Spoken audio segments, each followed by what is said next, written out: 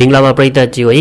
ဒီကနေ့မှာတော့2018ခုနှစ်ကထွက်ရှိထားခဲ့တဲ့ကတ်တွန်းဆက်ကလေးကိုတင်ဆက်ပေးသွားလိုပါတယ်။ဆက်ကကတော့လူကတ်ဆိုတဲ့ကောင်လေးတစ်ယောက်နဲ့စတင်ပြီးသူဟာចောင်းပရက်ကိုသူ့ရဲ့အဖိုးစီလာနေခဲ့ပါတယ်။သူ့ရဲ့အဖိုးစီမှာဆိုရင်တော့သူကအရန်ကိုလွတ်လပ်နေပါတယ်။တနေ့မှာဆိုရင်တော့သူ့ရဲ့အဖိုးကသူ့ကိုပုံပြတစ်ပုတ်ပြောပြပါတယ်။အဖိုးရဲ့ဆက်လန်လေးကထရိုးရဲ့ရွာလေးမှာစတင်ပါတယ်။အဲ့ဒီရွာလေးဟာတောအုပ်ထူကြီးရဲ့အလဲမှာတည်ရှိနေပါတယ်။ဒီထရိုးတွေကနေအောင်နဲ့ဘယ်တော့မှထိတွေ့လို့မရပါဘူး။ကျင်းစာတစ်ခုကြောင့်သူတို့တားမြစ်ခံထားကြရတာဖြစ်ပါတယ်။သူတို့နေအောင်အောက်ကိုတွားလိုက်မယ်ဆိုရင်တော့ကြောက်တွေအဖြစ်ပြောင်းလဲသွားမှာပဲဖြစ်ပါတယ်။ဒါကြောင့်ပဲထရိုးတွေအလုံးကအဲ့ဒီတောအုပ်အထဲကနေမထွက်ကြပါဘူး။ပစ္စည်းဆိုရယ်မကောင်းစွာတစ်ကောင်ကလည်းအဲ့ဒီအထဲမှာရှိနေသေးပြီးတော့သူကထရိုးတွေကိုဆက်ဆုပ်ပါတယ်။သူနဲ့ဆုံတဲ့ထရိုးတွေကိုသူကတတ်လေးရှိပါတယ်။နေ့စဉ်နေ့တိုင်းအဲ့ဒီရွာလေးမှာအပြေးပြိုင်ပွဲတစ်ခုကိုလည်းကျင်းပပါတယ်။ပြိုင်ပွဲအနိုင်ရတဲ့သူကိုလာမယ့်နှစ်အတွက်အဲ့ဒီနေရာရဲ့ခေါင်းဆောင်အဖြစ်ခန့်အပ်ပါတယ်။ Grom ဆိုတဲ့ troll တကောင်ကဒီပွဲကိုအနိုင်ရလာတာနှစ်အတော်ကြာပြီပဲဖြစ်ပါတယ်။သူ့ရဲ့ဝမ်းကွဲညီဖြစ်တဲ့ Grandma ဆိုတဲ့သူကတော့ဒီအတွက်မကျေနပ်မှုတွေရှိနေခဲ့ပါတယ်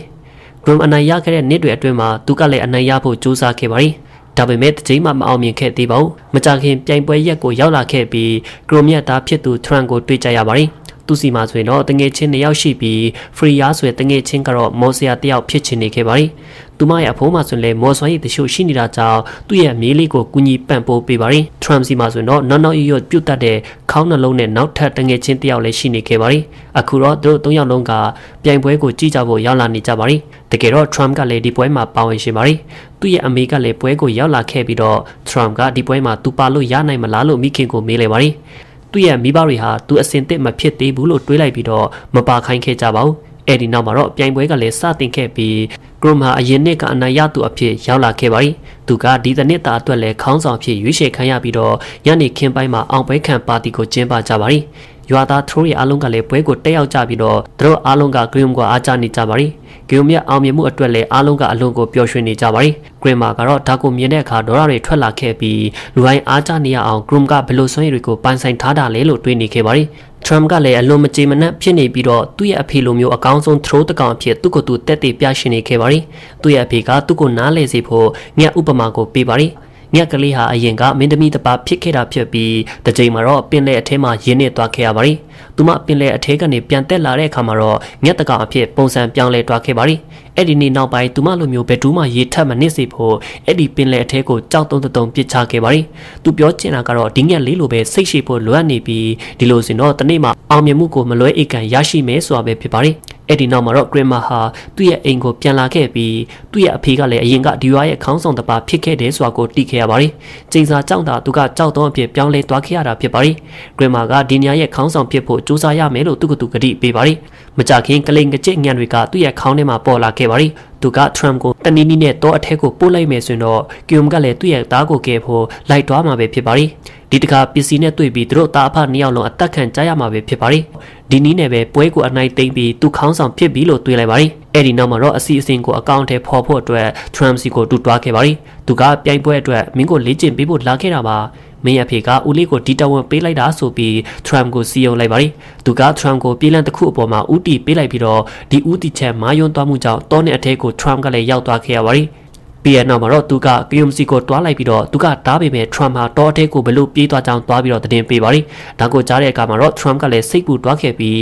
တားကိုကဲတင်ဖို့အတွက်ချက်ချင်းပဲထွက်ခွာလာခဲ့ပါတယ်။သူက Grandma ပြောလိုက်တဲ့လမ်းမအတိုင်းတောအထက်ကိုရောက်သွားခဲ့ပါတယ်။တစ်ဖက်မှာဆိုတော့ Trump ကပစ္စည်းရဲ့နယ်မြေအထက်ကိုရောက်သွားခဲ့ပြီးတော့ပစ္စည်းရဲ့ထောက်ချောက်ကိုမိကနေအောင်ကြောင့်သူ့ရဲ့အမိကကြောက်ဖြစ်သွားခဲ့ပါတယ်။နေအောင်ကနေရာတိုင်းကိုဖျားချနေခဲ့တာကြောင့်သူလည်းပဲရှောင်နေခဲ့ရပါတယ်။ဒီအချိန်မှာ Grom ကလည်းရောက်လာခဲ့ပြီးတော့သူ့ကိုကဲပေးလိုက်ပါတယ်။သူကဒီနေရာဟာပစ္စည်းအပိုင်းနဲ့ပဲလို့တားကိုပြောပြပါတယ်။အဲ့ဒီနောက်မှာတော့ပြန်ပြေးကြဖို့အတွက်သူတို့သားအဖကလည်းဒီနေရာကနေထွက်ခွာကြပါတယ်။ဒါပေမဲ့လမ်းမှာဆိုတော့ Grom ရဲ့ခြေထောက်ကထောင်ချောက်ကိုနင်းမိသွားခဲ့ပြီးဆွဲခေါ်ခံလိုက်ရပါတယ်။ Trump ကအကူအညီကိုရှာဖို့ရွယ်ရင်းနဲ့ဒီနေရာကနေထွက်လာခဲ့ပါတယ်။ Grom ကကရင်မာလာနေတာကိုတွေ့လိုက်ရပြီးကျေးဇူးတင်လိုက်တာလို့ပြောလိုက်ပါတယ်။သူကသူ့ကိုသူကယ်ပေးတော့မယ်လို့ထင်နေခဲ့ပါတယ်။ဒါပေမဲ့ဒါဟာ Grom ရဲ့အကြံစီမှုစွာကိုသူဘယ်လိုများသိနိုင်မှာလဲ။ Grandma ကသူ့ရဲ့အနားကိုရှိကပ်လာပြီးတော့သူ့ရဲ့ခေါင်းအပေါ်ကခေါင်းဆောင်တရဖူကိုချွတ်ယူလိုက်ပါတယ်။သူကရွာမှာခေါင်းဆောင်အစ်တက်ဖို့အချိန်ကျပြီလို့ပြောလိုက်ပြီးတော့ Grom ကိုထားခဲ့ကထွက်သွားခဲ့ပါတယ်။ခဏကြာပြီးနောက် Grom စီကိုနေအောင်ကျလာခဲ့ပြီ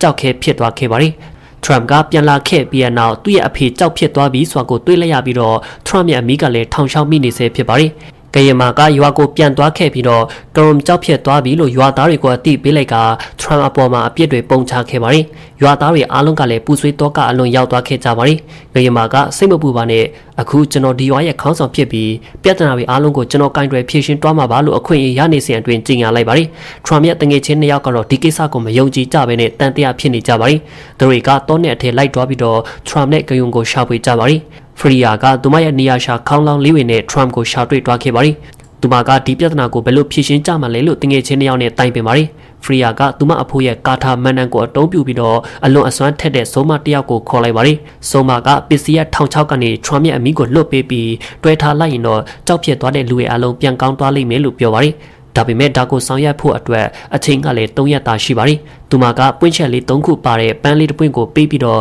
တတိယမြောက်ပွင့်ချက်ကျွေသွားတဲ့အခါမှာသူတို့အချိန်ပြည့်သွားလိမ့်မယ်လို့အသိပေးပါတယ်။အဲ့ဒီနောက်မှာတော့သူ့ရဲ့အမိကိုပြန်ဖြုတ်ဖို့သူတို့3ယောက်ကလည်းစတင်လှုပ်ရှားကြပါတယ်။တစ်ဖက်မှာဆိုတော့ဂရင်မာကိုရွာမှာဘဒူးကမှတဘောမကျသေးတာကိုတွေ့နေရပါတယ်။ဘာကြောင့်ဒီလိုဖြစ်နေရတာလဲဆိုတာကိုဂရင်မာကလည်းနားမလည်နိုင်တော့ပါဘူး။သူ့ရဲ့တငယ်ချင်းကကျုံလိုမျိုးစနီးရှောလေးတယောက်ရှိလာမယ်ဆိုတော့လူတွေကသူ့ကိုတဘောကျလာနိုင်တယ်လို့အကြံပေးပါတယ်။ဂရင်မာကလည်းတငယ်ချင်းရဲ့အကြံဉာဏ်အတိုင်းရွာထဲကမိန်းကလေးတွေကိုတယောက်ချင်းကြည့်ခဲ့ကြပေမဲ့ဘဒူးကမှသူကမကြိုက်ခဲ့ပါဘူး။ဒီချိန်မှာတော့ဂရင်မာကကရုံမြတ်စနီးကိုဖျက်ခနဲမြင်လိုက်မိပြီးသူငယ်ကသူမကိုတဘောကျခဲ့တာကိုတတိယသွားခဲ့ပါတယ်။သူမကဂယုံကိုသာရွေးချယ်သွားခဲ့တာကြောင့်သူကြံရိတ်ခဲ့ရတာဖြစ်ပါတယ်။ဒါကြောင့်အခုတော့သူမကိုလက်ထပ်ခွင့်တောင်းတော့မယ်လို့သူကလည်းဆုံးဖြတ်လိုက်ပါတယ်။ဂရင်မာကသူမစီကိုတွားရင်းနဲ့ဖရီယာရဲ့အဖိုးနဲ့သူမတို့ဆုံးမနဲ့စကားပြောနေတာကိုတွေ့သွားခဲ့ပါတယ်။ဆုံးမကထရမ်ဟာသူ့တငယ်ချင်းတွေနဲ့အတူသူ့ရဲ့အမိကိုပြန်လဲတွားရှာနေပါတယ်။အဲ့ဒီအမီကိုကပစ္စည်းစီကနေယူရမှာဖြစ်ပြီးဒါကိုရပြီဆိုတော့ကျင်းစာတွေအားလုံးကလည်းပြေးသွားလိမ့်မယ်လို့ပြောပြပါတယ်။ဂရင်မာကတော့ဒါတွေကိုကြားလိုက်ပြီးတော့အမျက်တော်ရထွက်ကသူတို့အားလုံးကိုအကျဉ်းချခဲ့ပါတယ်။အဲ့ဒီနောက်မှာတော့ဂရင်မာကထရမ်နဲ့တငယ်ချင်း2ယောက်ကိုတားဖို့တော့အထက်ကိုလိုက်လာခဲ့ပါတယ်။အချိန်ကညမောင်မိုက်နေပြီဖြစ်တာကြောင့်တငယ်ချင်း3ယောက်ကတနေရာမှာရက်ပြီးနားနေကြပါတယ်။ထရမ်ကပွင့်ဖက်တစ်ဖက်ကြွေကျသွားတာကိုတတိထားမိလိုက်ပြီးတော့သူတို့စီမှာရှိတဲ့3ရက်ထဲကတရက်ကုံဆုံးသွားပြီလို့ဆိုလိုနေတာပဲဖြစ်ပါတယ်။နောက်နေ့ကကိုတော့မကုံဆုံးနိုင်သေးတာကြောင့်သူတွေကချက်ချင်းပဲခီးဆက်ခဲ့ကြပါတယ်။သူတွေကတရားသစင်းကိုရောက်လာကြပြီးတော့ခေါင်း3လုံးနဲ့သရိုးတစ်ကောင်ကသူတို့ကိုဖမ်းထားခဲ့ပါတယ်။တကယ်တော့သူဟာတငယ်ချင်းလို့ချင်းနေခဲ့တာကြောင့်ဒီလိုလုပ်ရတာပဲဖြစ်ပါတယ်။သူတို့3ယောက်ကလည်းသူနဲ့အတူအလွန်ပျော်ရွှင်ဖွယ်အချိန်လေးကိုကုံဆုံးကြပါတယ်။ပြီးရင်နောက်မှာတော့တရားကိုသူတို့ဖျက်ကြပြီးနောက်ထပ်ပွင့်ချက်တစ်ချက်ကျွေသွားခဲ့ပြန်ကသူတို့စီမှာတရက်တာကျန်နေတော့ပါတယ်။သူတို့3ယောက်ကလည်းရှေ့ဆက်လာကြရင်နဲ့သူတို့ရဲ့လမ်းကိုပိတ်ထားတဲ့ကြောက်တုံးကြီးတုံရှိနာကိုတွေ့လိုက်ရပါတယ်။ဖရီယာကသူမရဲ့မောဆွမ်းနဲ့ကြောက်တုံးတွေကိုဖယ်ဖို့ကြိုးစားပေမဲ့လည်းအရှိနီးတာဖြစ်ခဲ့ရပါတယ်။သူမကဒီအတွက်အလွန်စိတ်ဓာတ်ကျသွားပေမဲ့ထရမ်ကဒီလိုဆိုရင်တော့မဖြစ်တော့ဘူးလို့ပြောပါတယ်။အောင်မြင်မှုစွာကရုန်းကန်မှုတွေကိုလက်မလျှော့တဲ့လူရဲ့အတွက်ပါလို့သူကအားပေးပါတယ်။ဒီစကားတွေကိုကြားတဲ့အခါမှာတော့ဖရီယာကကာထာကိုပြန်ရွတ်ကြည့်လိုက်ပြီးကြောက်တုံးကြီးကိုမဖယ်နိုင်လိုက်ပေမဲ့ဒီအချိန်မှာတော့ဖြတ်သွားလို့ရတဲ့လမ်းလေးတစ်ပေါက်ပွင့်သွားခဲ့ပါတယ်။သူတို့3ယောက်ကလည်းအဲ့ဒီလမ်းလေးကနေအလွယ်ကလေးဖြတ်သွားနိုင်ခဲ့ကြပါတယ်။ဂရင်မာကသူတို့အနောက်ကိုအမြန်လိုက်လာနေပြီးတော့ဘယ်နည်းနဲ့မဆိုတားပစ်ဖို့ဆုံးဖြတ်ပါတယ်။တငယ်ချင်း3ယောက်ကတော့အခုကူတလုံးကိုရောက်နေကြပါပြီ။ဒီကူအထဲမှာဆိုတော့သရိုးအယိုးခေါင်းတွေကိုတွဲလောင်းချိတ်ထားတာတွေ့နေရပြီးသူတို့3ယောက်ကလည်းအလွန်စိတ်ပူသွားကြပါတယ်။ခဏကြာပြီးရဲ့အချိန်မှာတော့ကူတခါကအလိုလိုပိတ်သွားခဲ့ပါတယ်။ရုတ်တရက်ပစ္စည်းမကောင်းစွာကြီးမြောက်ကနေထွက်လာခဲ့ပါတယ်။ထရမ်ကသူ့ရဲ့အမိကိုပစ္စည်းရဲ့လဲပင်မှာဆွဲထားတာတွေ့လိုက်ရပါတယ်။သူ့တငယ်ချင်း2ယောက်ကတော့ဝင်ပုန်းနေကြပြီးထရမ်ကပစ္စည်းကိုလက်ကမူးမေ့သွားလုပ်လိုက်ပါတယ်။သူကပစ္စည်းရဲ့လေဘင်းကနေသူ့ရဲ့အမီကိုဖြုတ်လိုက်ပေမဲ့မကောင်းစွာကြီးကပြန်နိုးလာခဲ့ပါတယ်။ဒီအချိန်မှာထရမ်ကအရန်ဖြစ်နေတာထက်ချစ်မြတ်တာစိတ်နဲ့စကားပြောတင်တယ်လို့တွေးလိုက်မိပြီးသရိုးတွေကသူ့ကိုသူတို့ရဲ့ရန်သူအဖြစ်မတွေးကြတဲ့အကြောင်းပြောပြလိုက်ပါတယ်။ပစ္စည်းသားကောင်းကောင်းနေမယ်ဆိုတော့သူတို့နဲ့မိတ်ဆွေတွေဖြစ်နိုင်ပါတယ်လို့ဖြောင်းပြလိုက်ပြီးမကောင်းစွာကြီးကလည်းလက်ခံတွားခဲ့ပါတယ်ပစ္စည်းကသူတို့ကိုဘေးကင်းစွာနဲ့တွားခွင့်ပြုလိုက်ပါတယ်သူတို့အပြင်ပြန်ရောက်တဲ့အခါမှာတော့ရွာကိုရောက်ဖို့အတွက်အတော်ကလေးလုံနေသေးတယ်ဆိုတာကိုတွေးလိုက်ရပါတယ်သူတို့ကအချိန်မီပြန်မရောက်နိုင်ကြတော့ပါဘူး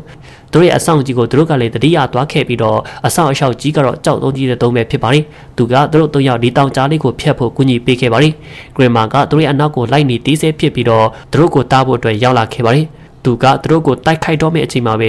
ခေါင်းနှလုံးထိုးကသူ့အပေါ်ခုန်ချလိုက်ပြီးတော့သူ့ကိုတတိမိသွားစေခဲ့ပါတယ်ထရမ်နဲ့ဖရီယာတို့ပြေးကြပေမဲ့ဂရင်မာပြန်ထလာခဲ့ပြီးတော့ပြန်လိုက်ခဲ့ပါတယ်ထရမ်တို့နှစ်ယောက်ကအရှိကိုခုန်ချလိုက်ကြပြီးကြောက်တုံးတုံးကလည်းပြုတ်ကျလာခဲ့ပါတယ်ဒီအပေါက်ကနေနေအောင်ကကျလာခဲ့ပြီးတော့ဂရင်မာရဲ့မျက်နှာတစ်ချမ်းကြောက်ပြစ်သွားခဲ့ရပါတယ်ဖရီယာနဲ့ထရမ်တို့ကလည်းရွာကိုရောက်တော့မှဖြစ်ပြီးဖရီယာကသူမရဲ့ကာထာကိုအသုံးပြုလျက်ဖမ်းခံထားရတဲ့သူတွေကိုလွတ်ပေးလိုက်ပါတယ်ထရမ်ကသူ့ရဲ့အဖေကြောက်ရွံ့စီပြေးသွားခဲ့ပြီးတော့အမီးနဲ့တွဲတော့ဖို့ကြံရွယ်ပေမဲ့သူ့ရဲ့အဖေပတ်လည်မှာနေအောင်တွေကျနေတာကိုတွေ့လိုက်ရပါတယ်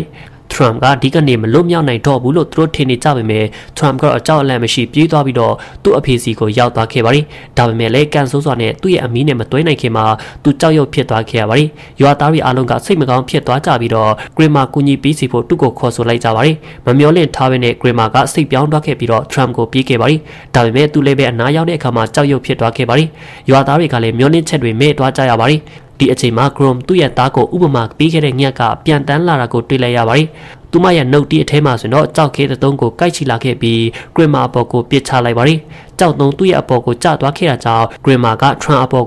ကိုရင်းလာလိုက်ပြီး Trump ကလည်းသူ့ရဲ့အဖေပေါ်ကိုစောင်းကအမီးကိုတွဲလိုက်နိုင်ပါတယ်။အမီးတွဲဆက်သွားတဲ့အချိန်မှာတော့နေအောင်ကလည်းပျောက်သွားခဲ့ပြီးကြောက်ဖြစ်နေတဲ့သူ့ရဲ့အားလုံးကလည်းမူလအနီအထားကိုပြန်ရောက်လာကြပါတယ်။ Grima ကသူ့ရဲ့အကိုနဲ့ပြန်လဲစုံစည်းရပြီးတော့သူ့ရဲ့အပြစ်တွေအတွက်တောင်းပန်ပါတယ်။ Trump ကလည်းသူ့ရဲ့ဦးလေးကိုခွတ်လွတ်ပေးတဲ့နယ်လို့ဖခင်ကိုပြောပါတယ်။လူအိုင်ကသူတို့ရဲ့ခွဲခွာနေရတဲ့ဆွေမျိုးတွေနဲ့ပြန်လဲဆုံစည်းနိုင်တာကြောင့်ပျော်ရွှင်နေကြပါတယ်။ဒီညမှာပါတီပွဲတစ်ခုကိုကျင်းပနေကြပြီးပစ္စည်းလည်းပဲပွဲတက်ရောက်လာခဲ့ပါတယ်။သူက Throw ရဲ့ရန်သူရဲ့ဆက်မဟုတ်တော့ပဲမိတ်ဆွေဖြစ်သွားခဲ့ပါပြီ။ဒီနေရာလေးမှာပဲအဖိုးဖြစ်သူကလည်းပုံပြင်လေးကိုအဆုံးသတ်လိုက်ပါတယ်။အဖိုးဖြစ်တဲ့သူက Lucas ကို Locket လေးတစ်ခုပေးလိုက်ပြီးတော့ Throw Locket လေးဖြစ်နေခဲ့ပါတယ်။အဲ့ဒီ Throw ကထင်းရှူးသီးတွေကိုကြိုက်ကြတယ်လို့လည်းသူကပြောပြီးတော့ Lucas ကိုထင်းရှူးသီးတစ်လုံးပါပေးပါတယ်။ Lucas ကဗဒင်းပေါက်ကိုဖွင့်ပြီးတော့ထင်းရှူးသီးကိုအပြင်ဖက်မှာထုတ်ထားကအိပ်ပျော်သွားခဲ့ပါတယ်။ Throw တကောင်ကသူတို့အိမ်အပေါ်ကိုလာပြီးတော့ထင်းရှူးသီးကိုယူကပြန်သွားခဲ့ပါတယ်။ဇလန်ကဒီမှာပဲအဆုံးသတ်သွားခဲ့ပါတယ်။ကြည့်ရှုပေးကြတဲ့ပရိသတ်များအားလုံးကိုကျေးဇူးအထူးတင်ရှိပါခင်ဗျာ။